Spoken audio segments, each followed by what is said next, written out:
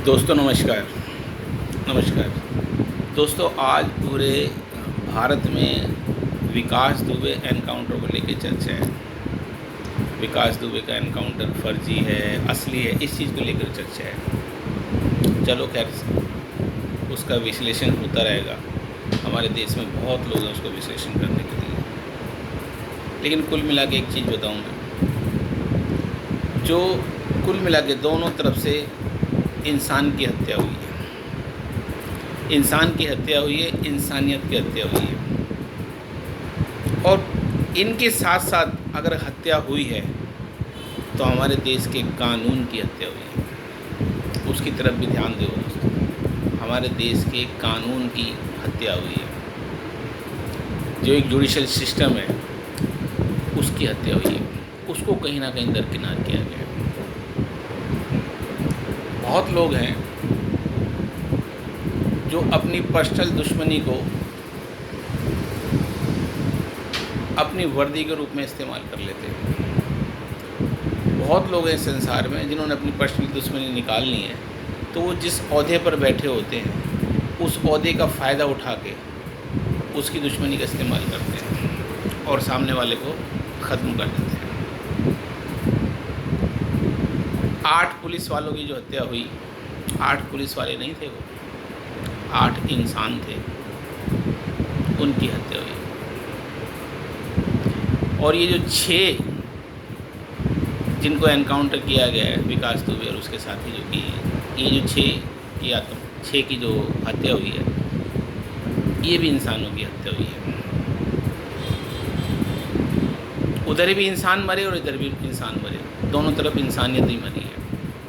और दोनों देश के दोनों तरफ के जो लोग हैं उनके परिवार वालों का बहुत भारी दोनों परिवार जो है अपने सदमे में है। सब ने अपने अपने परिवार में जो है अपने लोगों को खोया, सब सदमे में है। लेकिन इस बात को लेकर बहुत राजनीति होगी, बहुत लोग बचेंगे, बहुत लोग बचाए जाएंगे, बहुत लोग कुछ भी होंगे। जैसे भी चलो, राजनीतिक बात है, जो भी है। लेकिन मैं तो वकील होने के नाते सिर्फ कानून की बात करूँगा कि मैं जिस देश में रहता हूँ, कहीं ना कहीं सरकारों को भी और सरकार के जो मुलाजिम हैं जिनके ऊपर ये ड्यूटी है कि वो कानून की रक्षा करें, कानून को बचाएं, कानून को मत मरने दें, कानून का बलात्कार ना होने दें, कानून का कत्ल ना होने दें। मैं तो सिर्फ उसकी बात करता हूँ। कानून की हत्या हुई, कानून का मर्डर हुआ, कानून को ताक पे रखते हुए हटा दिया गया। कोई कोर्ट की ज़रूरत नहीं, कोई कचहरी की ज़रूरत नहीं, कोई वकीलों की ज़रूरत नहीं, कोई जजों की ज़रूरत नहीं, कोई पुलिस वालों को अब केस बनाने की ज़रूरत नहीं। ऐसा लगता है वैसा माहौल आ गया, ऐसा माहौल आ गया। पहले हैदराबाद वाला जो केस था उसमें भी इन्होंने पकड़ने के बाद रात के टाइम ये कहा कि भाग गए थे, मार दिए। अब भी ये कहा कि भाग रहे थे, जी पिस्टल छीन के भाग रहे थे, मार। एक ही वही। दोस्तों मैं वकालत में, क्रिमिनल साइड की वकालत में पिछले 22 साल से, और इस 22 साल के दौरान मैंने अपनी प्रैक्टिस के अंदर बहुत सारे बेकसूर देखे जिनके ऊपर मुकदमे लगे, बहुत सारे कसूरवार देखे जिनके ऊपर मुकदमे लगे, बहुत सारे ईमानदार पुलिस ऑफिसर देखे, बहुत सारे भ्रष्ट पुलिस ऑफिसर देखे, और बहुत सारे मुठभेड़ 307, 186 के मुकदमे पुलिस के साथ जो हैं, जिसमें ये कहा जाता है कि बदमाश और पुलिस का मुकाबला हुआ, मुठभेड़ हुए, उसके मुकदमे भी देखे। बहुत किए, बहुत मुकदमे किए। हर तरह का अलग अलग अनुभव मिलता रहा और कहीं ना कहीं ये भी पता लगता रहा कि यार कौन सी मुठभेड़ सही थी और कौन सी गलत थी। कई बार तो हमें बहुत दिक्कत होती थी कि भाई बिल्कुल जेन्युइन मुठभेड़ लगती थी, लेकिन हम जब बारीकी से उसका निरीक्षण करते थे तो पता लगता था कि नहीं, ये नकली सौदा है, ये पुलिस की बनाई हुई कहानी है। चलो खैर, कोई नहीं, होता रहेगा जैसे भी है। पर कानून की हत्या हुई है, कानून को भी बचाना है अपने देश में। हमने इंसान को बचाना है, इंसानियत को बचाना है और कानून को बचाना है। खाली हमें सरकारों को बचाना और गिराना नहीं है, हमारा काम खाली सरकार बचाना या सरकार गिराना नहीं है। हमारा काम देश की जनता होने के नाते इंसानों को भी बचाना है और इंसानियत को भी बचाना, और साथ साथ हमारे देश के कानून को भी बचाना, कानून की व्यवस्था को भी बचाना है। मैं ज़्यादा तो नहीं, वैसे तो हज़ारों लोगों से मेरा संपर्क रहा, हज़ारों लोग क्रिमिनल साइड में मेरी प्रैक्टिस में आए, जिसमें मर्डर, डकैती, किडनैपिंग, रेप, जितने भी मतलब क्रिमिनल होते हैं। सिर्फ एक टेररिस्ट का मैंने कभी मुकदमा नहीं किया, आतंकवादी का मैंने मुकदमा नहीं किया। उसके अलावा क्रिमिनल प्रैक्टिस में बहुत तरह के केस, जिसमें मर्डर, डकैती, रेप, रैंसम, किडनैपिंग, सभी तरह के मुकदमे मैंने किए। और उन मुकदमों के दौरान जो लोग मिले, वो लोग, बहुत सारे लोग इनोसेंट भी थे। बहुत सारे लोगों से ये अपनी जवानी की उम्र में ये चीज़ हो भी गई। बहुत सारे लोगों से ये लोग हैं बड़ी ताकतों ने करवाई भी, जैसे रैंसम, मर्डर, डकैती, ये चीज़ें बड़े लोग करवाते हैं, तो वो उनके उकसाए में आकर उन्होंने की। तो बहुत सीखने को मौका मिला, नज़दीक से जानने को मौका मिला, क्योंकि खाली टीवी के माध्यम से जो चीज़ दिखाई जाती है, आम आदमी सिर्फ वो उस पर फोकस रखता है। लेकिन मुझे मौका मिला कि मैं पुलिस की कहानी को भी सुनता था, उस पुलिस ऑफिसर को भी देखता था, उस पुलिस ऑफिसर की बात को भी सुनता था, उसको पर्सनली भी देखता था, और उस गवाह को भी देखता था जिसके साथ ये वारदात होती है, क्या वो सही गवाह था या बनाया हुआ गवाह था। और मैं उस मुलजिम को भी देखता था कि क्या वो मुलजिम सही था या बनाया गया था। तो उसके माध्यम से बहुत मौका मिला, बहुत कुछ सीखने का, बहुत कुछ जानने का। और साथ साथ में एक मौका ये भी मिला कि ऐसा नहीं है कि हर वक्त इंसान एक जैसा हो। कभी कोई सीधा है तो किसी टाइम में जाके वो बदमाश बन जाता है, और जब वो बदमाश पीक पे होता है तो उसका सिस्टम, पुलिस, नेता लोग, सभी लोग फ़ायदा उठाते हैं उसका। और जब वो कमज़ोर पड़ता है, तो वो उसको वही सिस्टम अपने आप को बचाने के लिए, क्योंकि नकारा हो जाता है, उसको चूहे की तरह मार देते हैं। जैसे चूहे को मारते हैं ना, ऐसे चूहे की तरह मार देते हैं इसको जो है। चलो खैर कोई बात नहीं, मैं अपने जीवन के 2 गैंगस्टरों के बारे में बताऊंगा। गैंगस्टरों का मैं नाम इसलिए नहीं लूँगा क्योंकि मेरे एथिक्स के ख़िलाफ़ है वो, उन गैंगस्टरों के मैं नाम नहीं लूँगा। एक गैंगस्टर था बिहार का और एक गैंगस्टर था दिल्ली का। बिहार वाले पे भी मर्डर, अपहरण के मामले दर्ज थे, और दिल्ली वाले पे भी अपहरण, मर्डर, ये मामले दर्ज थे। दिल्ली से भी एनकाउंटर के ऑर्डर हुए दिल्ली वाले के, इनाम रख दिया गया, एनकाउंटर के ऑर्डर हो गए उसके। जो बिहार का गैंगस्टर था उसके ऊपर भी इनाम रख दिया गया और उसका भी एनकाउंटर हो गया। इत्तेफाक से उन दोनों का मुकाबला मुझसे हुआ,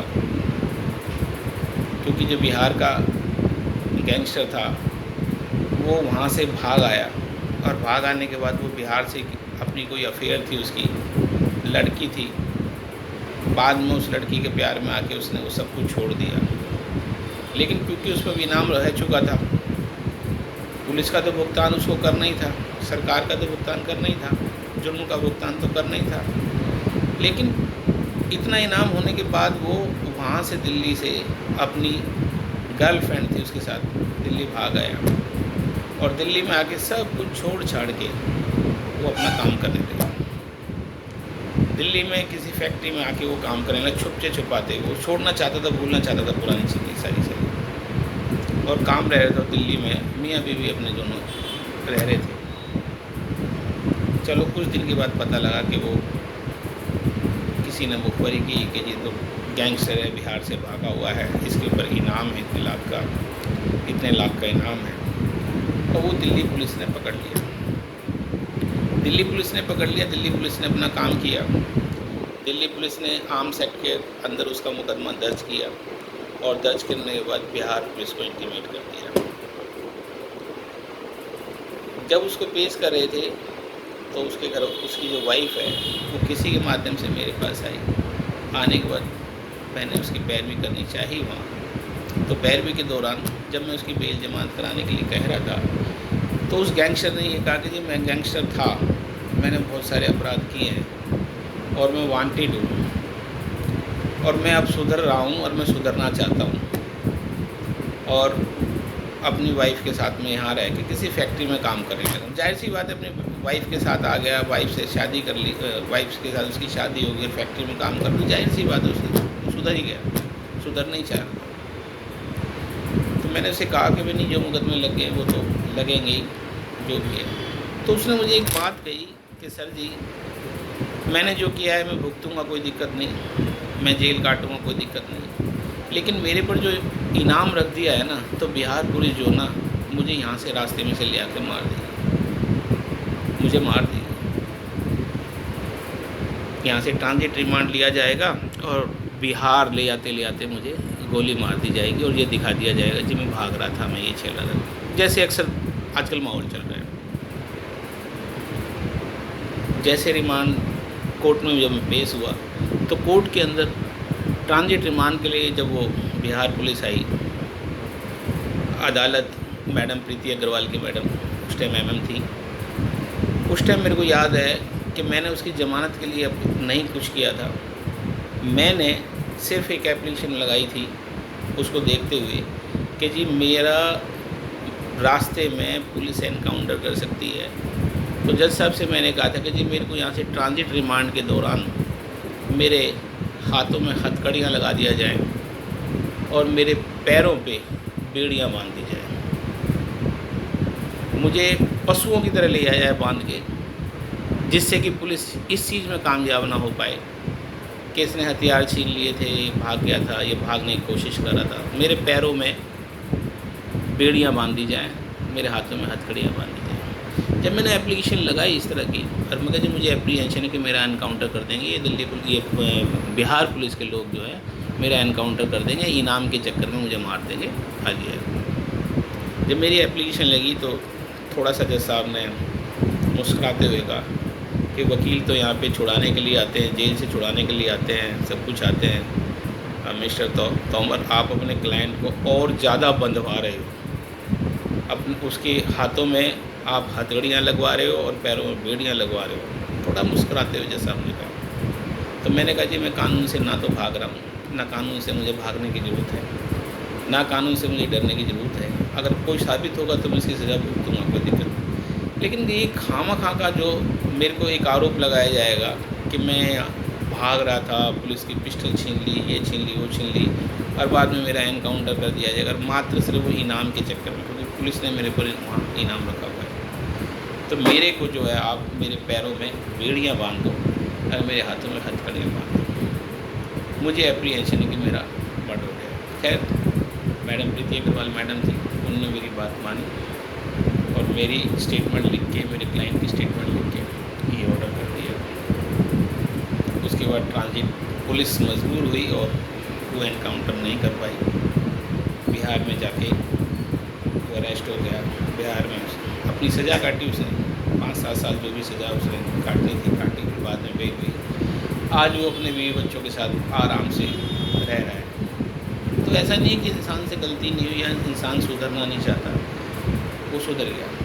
और कभी उसका नाम हुआ करता था बिहार की पुलिस फाइल में कि गैंगस्टर, वहाँ पर पकड़ बोलते हैं, पकड़ बोलते हैं किडनैपर्स को, पकड़। आज वही गैंगस्टर है, अपना बीवी बच्चे पाल रहा है, अपना आराम से रह रहा है। तो सबसे पहले कोई गैंगस्टर या बदमाश या पुलिस वाला नहीं है, सबसे पहले इंसान है। आज वो अपना रहे। मुझे बड़ी खुशी हुई थी कि एक आदमी को सुधरने का जो मौका मिलना चाहिए था उसको मिला, और कहीं थोड़ा बहुत मैं उसमें कामयाब हुआ। उस आदमी को सुधरने के लिए जो मौका दिया उसमें थोड़ा सा रोल मेरा रहा, और उसका जीवन भी बचा, और जीवन के साथ साथ समाज में से एक गलत धारणा जो भी खत्म। आज वो खुश है, हैप्पी है, अपने बिहार में रह रहा है, अपना आराम से अपने बच्चों के साथ है। और दूसरा वाक़या दिल्ली का है। दिल्ली का एक गैंगस्टर था, उस गैंगस्टर पर भी इनाम हुआ। जब उस पर इनाम हुआ तो दिल्ली पुलिस से भी इनाम होने के बाद दिल्ली पुलिस भी अलर्ट हुई, और दिल्ली पुलिस ने भी उसको मारने की पूरी प्लानिंग की। बस मारना था। एनकाउंटर मतलब आप इनाम हुआ नहीं कि आपको एनकाउंटर करना है, उसे मौका भी नहीं देना सुधरने का, चाहे वो सरेंडर भी करना चाहे, कुछ भी करना। वो सरेंडर करना चाहता था और सुधरना चाहता था, लेकिन उसके साथ भी बड़ी यही दिक्कत थी कि विश्वास करें तो किस पे करें। तो मेरे गुरुजी कहा करते थे कि जो बदमाश होता है ना, बदमाश अगर सबसे ज़्यादा भरोसा करता है तो अपने वकील पे करता है, क्योंकि सबसे नज़दीक उसके माँ बाप होते हैं। एक टाइम पे अपने माँ बाप पे भी विश्वास नहीं कर पाता, क्योंकि पुलिस की दबिश इतनी होती है कि वो अपने माँ बाप पे विश्वास नहीं कर पाता, क्योंकि माँ बाप भी जो है कहीं ना कहीं पुलिस की चाल को नहीं समझ पाते हैं और इमोशन में आके कहीं ना कहीं नुकसान करवा बैठे, जिससे उनका एनकाउंटर हो जाते हैं। गुरुजी ने मेरी बात बताई कि वो आज भी मेरे बहुत ध्यान है और मैंने हर जीवन को बचाने की कोशिश की है। बाकी तो ईश्वर है जो करने वाला है। उस गैंगस्टर को उसके पूरा परिवार कह रहा जी हम खुद सरेंडर करना चाहते हैं, लेकिन कहाँ करें, कैसे करें, ये बहुत दिक्कत है, किसी पे भरोसा नहीं कर सकते, और ये सुधरना भी चाहता है लेकिन इसके वो है। चलो खैर, मुझे मौका मिला, मैं भी जज्बाती हुआ करता था, जोशीला जवान हुआ करता था, और नई नई वकालत थी, खतरों से खेलने की आदत सी रही शुरू से। तो उस गैंगस्टर ने से मेरा संपर्क हुआ और किसी न किसी तरह मैं उसको बचाने में कामयाब हुआ। उसका एनकाउंटर नहीं कर पाई पुलिस, और मैं सुधरना भी चाहता था। थोड़े दिन उसने केस वेस में अपनी सजा काटी। आज वही गैंगस्टर दिल्ली का है कि अब उसका गैंगस्टरों में नाम नहीं आता। आराम से अपने बीवी बच्चे पाल रहा है, आराम से रह रहा है, अपना काम धंधा कर रहा है, एक शरीफ नागरिक की ज़िंदगी जी रहा है। 2 एपिसोड मेरे साथ बड़े बड़े गैंगस्टरों के ऐसे रहे। बहुत लोग ऐसे हैं जिनको सजाएं हो गई, बहुत लोग ऐसे हैं जो बरी हो गए, बहुत लोग ऐसे हैं जो मर गए, बहुत लोग ऐसे हैं जो सुधर गए। तो ये सब लोग इंसान थे। हमें नफ़रत नहीं करनी चाहिए, हमें नफ़रत नहीं करनी, हमें हर किसी को मौका दे। हमारा कानून यही तो कहता है हर किसी को सुधरने का मौका दे, हर किसी को अपनी सजा भुगतने का मौका दे। लेकिन जो लोग वर्दी में बैठकर अपनी पर्सनल दुश्मनी को, पर्सनल स्वार्थ के कारण, पर्सनल लालच के कारण जब सामने वाले का नुकसान पहुंचाते हैं, तो वो दिखा देते हैं हमने तो अपनी ड्यूटी पूरी करते, वो ड्यूटी नहीं पूरी करते। वो उस ड्यूटी की आड़ में, उस वर्दी की आड़ में, उस कुर्सी की आड़ में, उस अपने पौधे की आड़ में जो है अपनी दुश्मनी निकालते हैं। हमें बड़ा ध्यान से देखना चाहिए चीज़ें। दोस्तों, आप सब सतर्क रहें, सब इंसान हैं। मैंने बहुत करीबी से इन गैंगस्टर को देखा हुआ है। हालात, सिस्टम, भ्रष्ट लोग उनको गैंगस्टर बनाते हैं। कोई गैंगस्टर नहीं बनना चाहता, गैंगस्टर कोई बन ही नहीं सकता। एक आधा कोई केस वेस कर दे एक अलग बात है, लेकिन कोई बन ही नहीं सकता। गैंगस्टर का पनपने का मतलब है बड़ी ताकतें उनको पनप पाती हैं, पुलिस बन पाती है, नेता लोग बन पाते हैं। उनका जितना इस्तेमाल होता है पुलिस को मुखबरी के लिए होता है, अपने पैसे के लिए होता है, नेताओं को अपने वोटों के लिए होता है, अपने पैसों के लिए होता है। तो कुल मिला के हमारे को इंसानियत को बचाना है, इंसान को बचाना है, इंसानियत को बचाना है। चाहे वो इंसान पुलिस के रूप में हो, चाहे वो इंसान बदमाश के रूप में हो, चाहे इंसान शरीफ इंसान हो, हमें सबको बचाना है।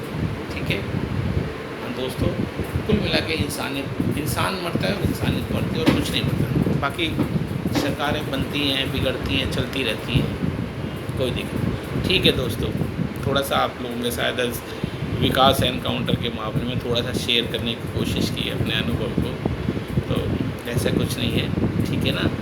गलत है, और जो भी गलत है तो गलत है, उसकी ईश्वर सजा जरूर देगा। कुछ भी अब एक कथन से पता लगा था कि उसने ये कहा है कि जो उसका वहाँ का सीईओ था वो उससे दुश्मनी रखता था, और उसको पुलिस की आड़ में, क्योंकि वो पुलिस में था, पुलिस की आड़ में उसको मारने आया था। देखा जाए तो उसको मारने आया था। अब उसको पता लग गया कि मारने आया, तो उसने भी तो अपनी डिफेंस में मार दिया। अगर उसने अपने डिफेंस में मारा है, ठीक है ना, तो उसकी भी जानकारी होती, उसका केस चलता है, ट्रायल चलती, ये होता वो होता, लेकिन सब ख़त्म हो गया। उसके बाद अब इन पुलिस वालों ने सबको ही मार दिया, भगाते भगाते मार दिया सबको। इन पे केस चलता है, ये बंद होते हैं, पता लगता है इनको क्या है क्या नहीं, वो भी ख़त्म कर दिया। तो ऐसा लगता है कि अब तो बस कोई क्राइम हुआ तो पुलिस लेगी, सरकार का पूरा इशारा होगा, पुलिस गोली मार देगी, एनकाउंटर करके देगी, ख़त्म, कोई चार्जशीट नहीं। जब फिल्मों में आता है ना, कोई चार्जशीट नहीं, कोई जज साहब नहीं, कोई वकील नहीं, कोई दलील नहीं, कोई मुकदमा नहीं, सब ख़त्म। चलो दोस्तों ठीक है, कोई नहीं, यार थोड़े से ऐसे आपके हम भी कभी कभी मन की बात कह लेते हैं। ठीक है, नमस्कार दोस्तों, नमस्कार नमस्कार।